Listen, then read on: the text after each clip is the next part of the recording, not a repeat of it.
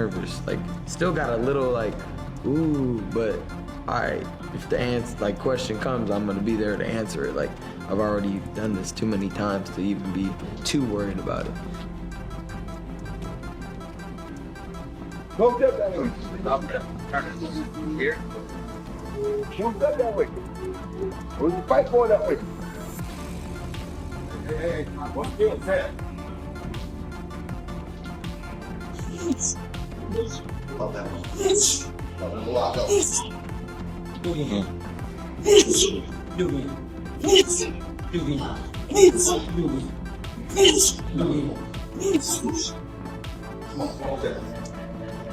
Barrios is a hell of a puncher.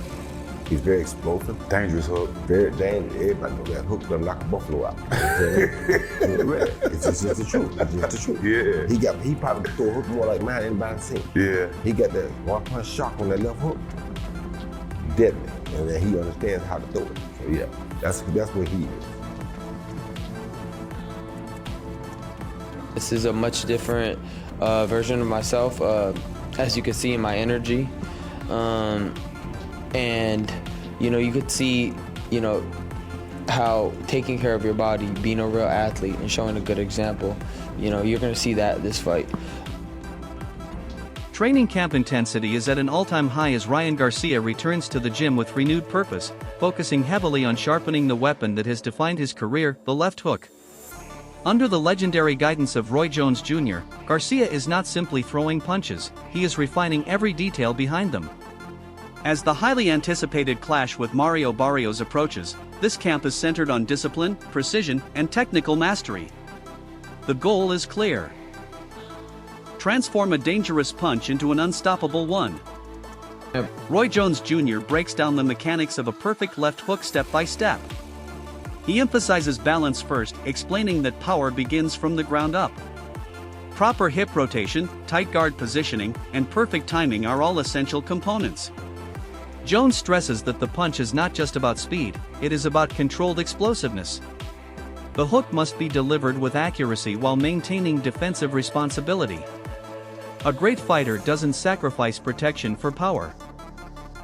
Instead, he blends both seamlessly.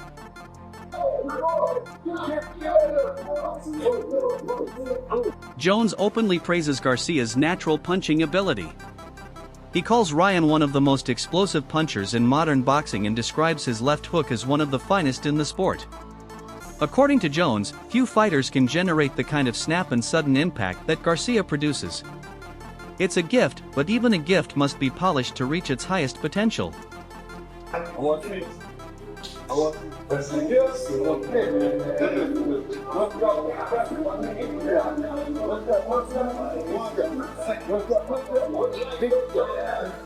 Roy explains a deeper philosophy about boxing.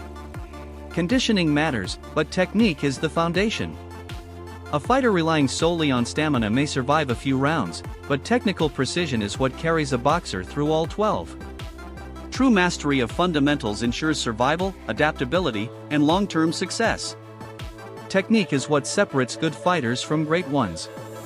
He's a hell of a puncher.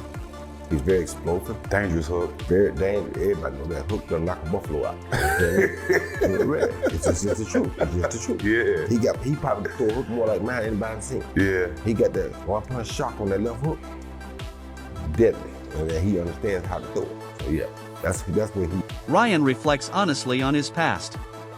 He admits that in previous years he lacked focus. Distractions outside the ring, partying, outside influences, and a scattered lifestyle pulled his attention away from his craft.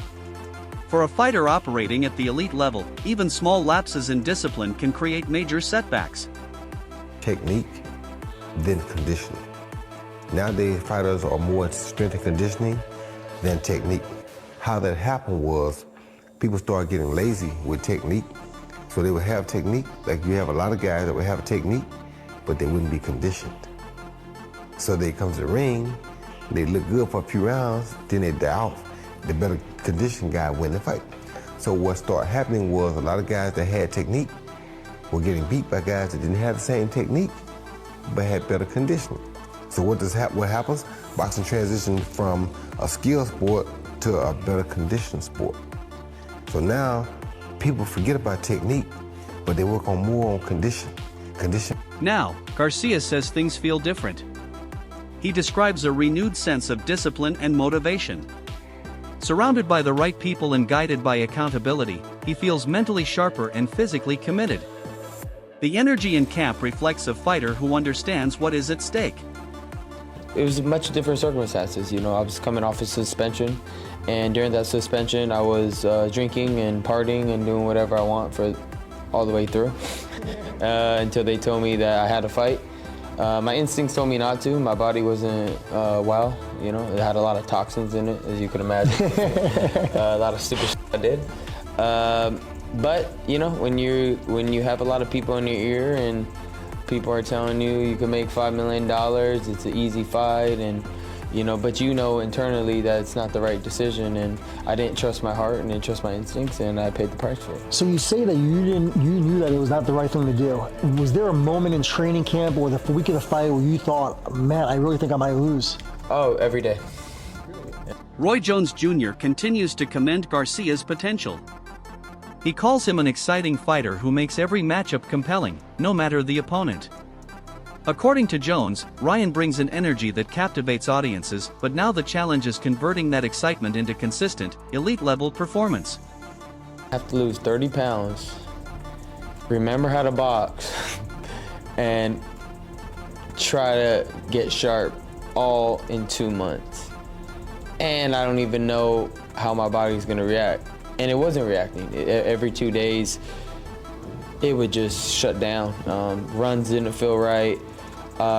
Nothing felt correct as it should, and I'm not blaming anybody. You come to find out, you know, whatever was happening in the Haney fight, it will never be replicated again.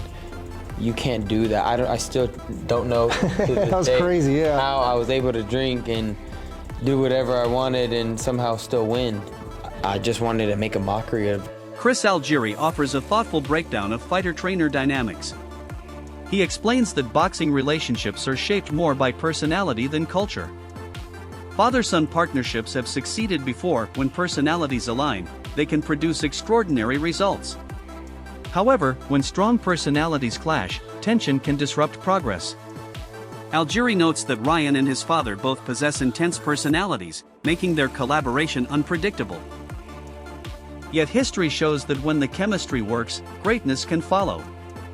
Off to that kid because he's one that's out there doing like what I used to do. He's fighting them all. He don't care who they are, where they are. If he gets paid for it, he'll fight. And that's a beautiful thing. That is what boxing has been missing. You know what I'm saying? So it's like, I don't care who he fights. It's going to be an interesting fight, and he has a chance to beat anybody. Algieri highlights concerns about Ryan's recent discipline. He points out periods where Garcia favored informal training environments over structured gym sessions.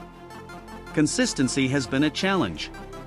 The hope now is that returning to a more traditional training structure will restore the sharpness that once defined his performances.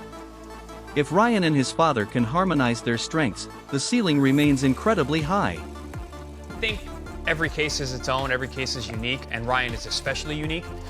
Champ, you mentioned culture versus personality. I think it's much more personality than culture, because we've seen culturally it work with Mexican father-son duos. I mean, we have Robert Garcia here, his father trained him, and Mikey Garcia, it worked. You know, and then you've got, you know, even like Roy Jones versus Floyd Mayweather. Roy Jones's father, you know, butting heads. You know, Floyd and his father butting heads. Uncle worked out great. Roger and Floyd worked out beautifully. But the fathers, they hit heads together. Then you got, even today, you got Naoya Inoue and his father. His father's fantastic. Trains both him and his brother, and to great success. And it seems like doesn't seem like there's much friction there, at least that we've seen.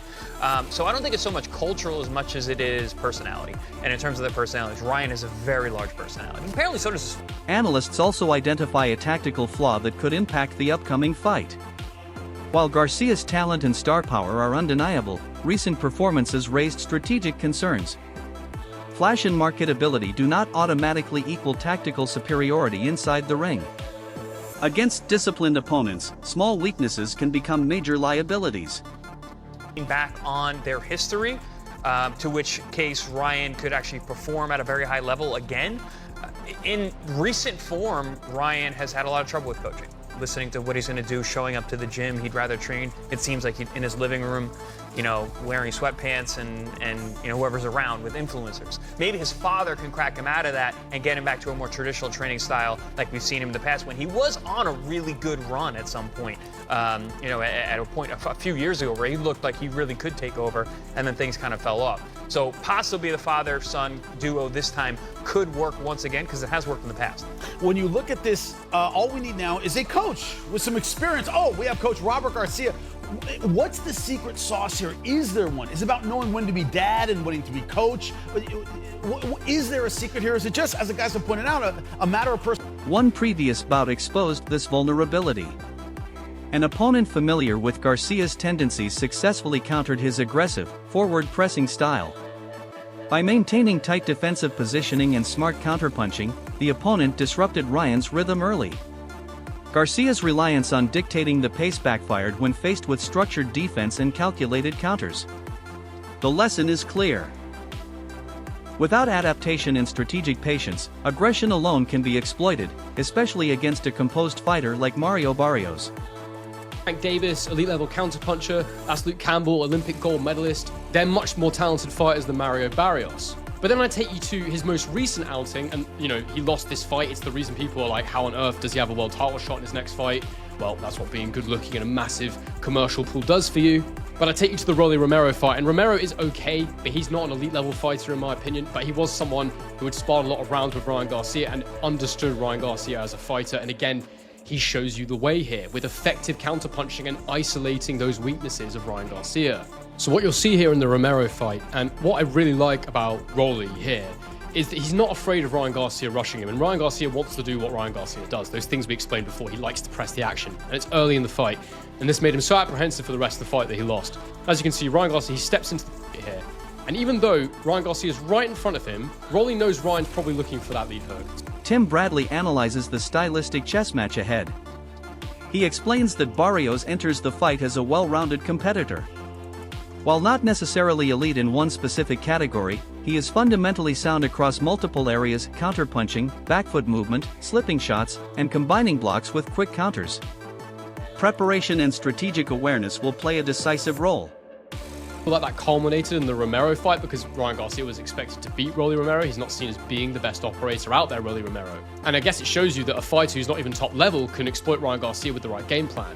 So can Mario Barrios do it? And what can Ryan Garcia do about it? Can he change? Can he fix these problems? Well, even though I don't think he's particularly consistent with his counter-punching Barrios, he has shown in moments he can do it. And so if Ryan Garcia remains the same, I think there's a chance he can execute this. I'll show you in this fight here against Akhmadov, when Barrios was down at super lightweight. Watch here. So he steps in with the jab, which misses. Akhmadov then returns with his own backhand, which Barrios pulls back from. And then in that moment, you can see his right hand here is away from his chin, a la Ryan Garcia, I suppose you could say.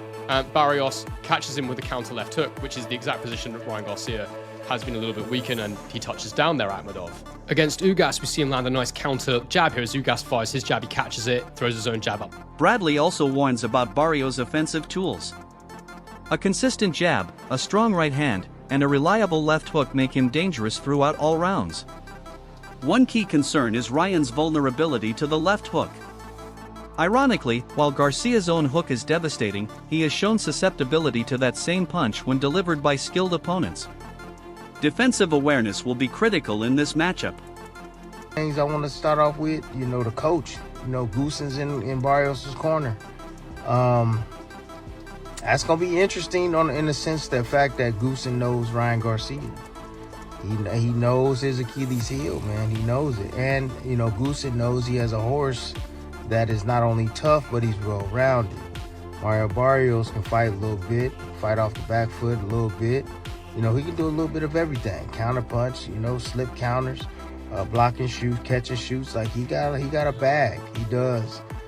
He's average in every single department. Got a really good jab, a hell of a right hand, man. That right hand is gonna be money for him in this fight. I would also say the left hook, to be honest with you. I think one of the most ironic things about Ryan Garcia is you never want to hook with a hooker, but as I follow the evolution of him in this craft. Ryan shares personal struggles from recent camps. He admits that physically, his body resisted intense training at times, especially after weight fluctuations and lifestyle changes. There were days when even running felt like a battle. Reflecting on a fight where he absorbed a double hook, he admits that although he wasn't severely hurt, watching the footing point, he has now committed fully, both to himself and to his father, to bring his absolute best into every fight moving forward. By the left hook. Barrios isn't a bad puncher. He's a pretty good, solid puncher. But the left hook is dangerous to punch with Ryan Garcia with the left hook. However, I've seen Haney do it. You know, I don't know, for some apparent reason, guys that know how to throw that left hook, they sucker for left hooks themselves. I remember De La Hoya being a sucker for the left hook as well. You know, they're really good at landing their left hook, but shit, they don't do well with taking one in return. But the punch for Barrios is the right hand. And he will have opportunities to land it on Ryan Garcia, because Ryan, he shoots his jab and he brings his hand back low. And then he stands up tall as well. So he's always having his, chin, straight up in the air. And, most of the times he'll flick the jab out there or shoot the jab out there, and then he looks to get out of range. Max Kellerman and Robert Garcia weigh in on the fight announcement. Both emphasize that natural talent must be supported by structured preparation. Ryan's physical gifts are elite, but preparation determines execution. Inconsistent gym discipline can undermine even the most gifted fighter. Because in the training camp, I couldn't train hard or good for more than 2 days straight. My body would be like rejecting a run, rejecting anything I was doing. It was like, damn, like what's wrong with me? I kept checking my blood, I kept checking everything, like, whoa, something's going on. Like, I didn't realize that, all the stupid you did throughout the year, it's hard to get out of your system in 2 months, and you're 30 pounds up, and your body ain't gonna be moving like a system. So it was just a big disconnect, but I didn't realize it at the time. It was just like, oh, I gotta do this, and I tried to make way what I had. He caught me with a shot. Oh my gosh, a double hook, short hook, caught Ryan right on the chin, dropped him. It was more of a push on the second shot. He caught me one shot and then kind of pushed me, knocked me over. Kellerman stresses that this matchup will test more than punching power. It will measure focus, resilience, work ethic, and in-ring adaptability. Robert Garcia echoes this sentiment, highlighting the importance of routine and structure in camp. The return of Ryan's father as a guiding presence could provide the stability he needs. Ultimately, the consensus is clear. Ryan Garcia's talent is unquestionable, but his performance against Mario Barrios will depend entirely on how disciplined and mentally locked in he remains throughout camp and fight night. With his dad, which I'm not saying the dad is not, the dad brought him through the amateurs, but when he left his dad or went to seek a different trainer, before he came back to his dad, he went through 3 different trainers. Wow. That means all 3 are not good enough to, they're all 3 Here's the world. question. Did Ryan Garcia ever allow those trainers to be the boss? That's why he's back with his dad, because he's the boss. That's why. Yeah. Look, Joe Goosen, I know Joe Goosen. My brother used to train with him. He's not gonna just let you get away with stuff like that. Derrick James neither. Eddie Reynoso doesn't need. He's made so much money with Canelo that if you want to come to me, it's gonna be under my rules. And if that didn't work, then Ryan's back. So that's I give that big advantage to Barrios to even. The thing about boxing, and Big Baby Miller pointed it out, because there's no structure. And hopefully that'll happen with Zuffa Boxing, and I am a part of Zuffa Boxing, full disclosure.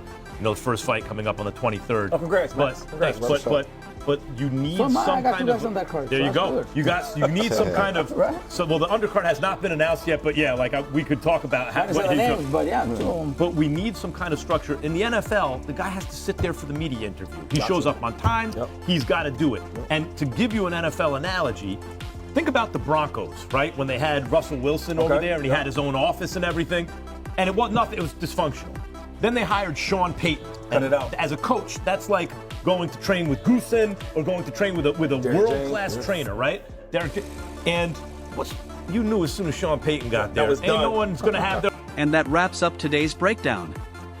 The stage is set, the adjustments are underway, and all eyes now turn toward fight night. Stay tuned for more updates as the countdown continues.